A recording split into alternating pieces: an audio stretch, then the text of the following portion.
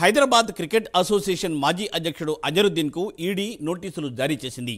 ఉప్పల్ పిఎస్లో నమోదైన పలు కేసుల ఆధారంగా ఈ నోటీసులు జారీ చేశారు.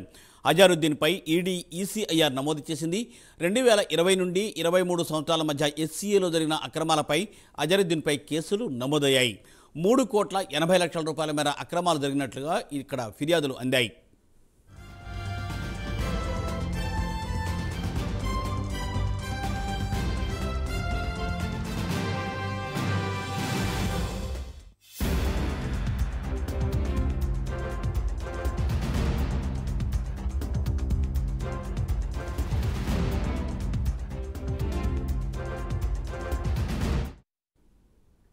హైదరాబాద్ క్రికెట్ అసోసియేషన్ మాజీ అధ్యక్షుడు అజరుద్దీన్కు ఈడీ నోటీసులు జారీ చేసింది.